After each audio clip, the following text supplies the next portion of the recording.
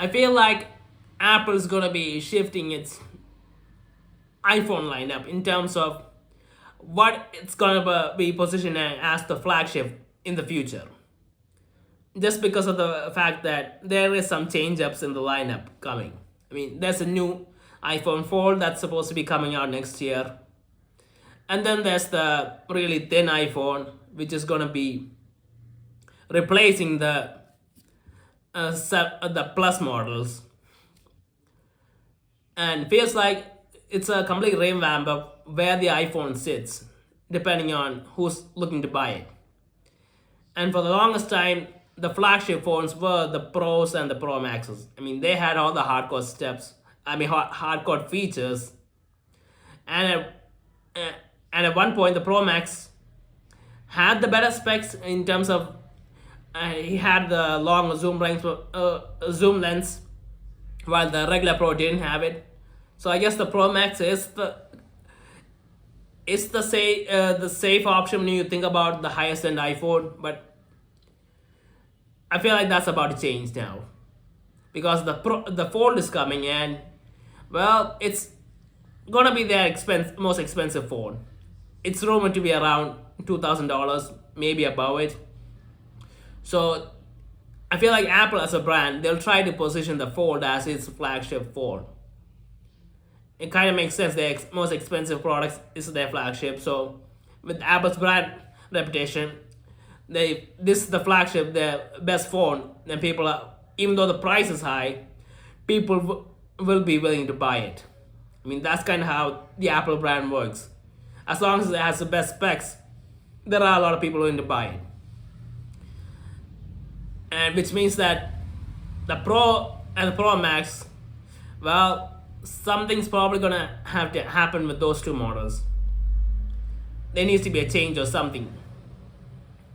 I mean, we already hearing that the Plus won't be around, that the Air will be replacing it. So the Air is kind of being positioned in between I don't know where its positioning is, but it's definitely not. You cannot say that it's below the Pro models, because apart from the cameras, it kind of seems to be having the same specs, and it has a thinner form factor, which you could consider to be more premium. So I don't know how the lineup actually works, but yeah, it's gonna be a shift in the lineup. Honestly, that's what I feel.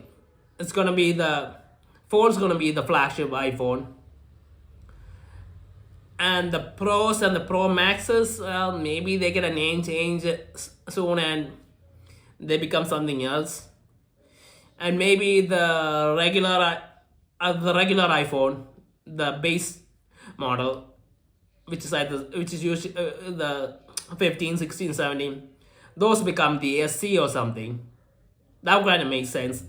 That being the cheaper model, and it would kind of fix the whole problem with the SC. And we could see a completely new shift in what the iPhone strategy is.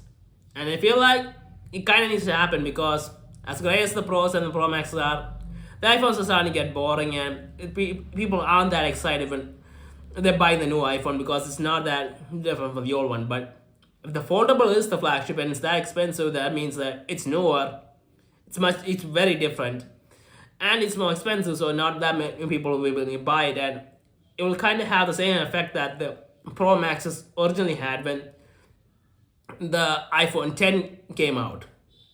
I mean, when the iPhone 10 came out, that was the premium iPhone, and it was expensive, and not that many people bought it because of the price tag. And I feel like the Fold could be the way to succeed that. Now, can the Fold actually do that? Well, honestly, it could, but the only concern I have is with the cameras. Just the fact that the zoom lens, mainly. The zoom lens needs space, and the best iPhone needs to have the best specs, so I don't know how they're going to put the zoom lens in. But other than that, I honestly don't see any problem with it. Sure, they're probably going to end up having to put in some new battery tech to give it a better battery life because it's gonna be really thin. But as long as they do that and find some way to put in the zoom lens, I feel like the Fold could be the new Pro Max, and it could be so popular that foldovers actually become mainstream and Apple becomes synonymous with the foldable phone. Even though Samsung's been making them for a long time, and they've been the pioneers, I feel like Apple, if they market it well and position it well enough with all the best specs, there's a huge market for this phone. And let's be honest, a lot of people who are buying Apple products just want to flex.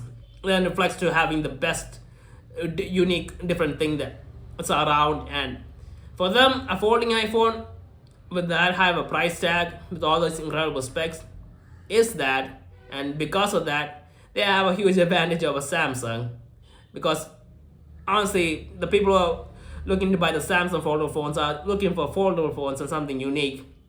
The people who are buying the Apple products, they're looking for the brand value too. And people will be willing to put up with that price tag if it means that they can buy this thing. So, yeah.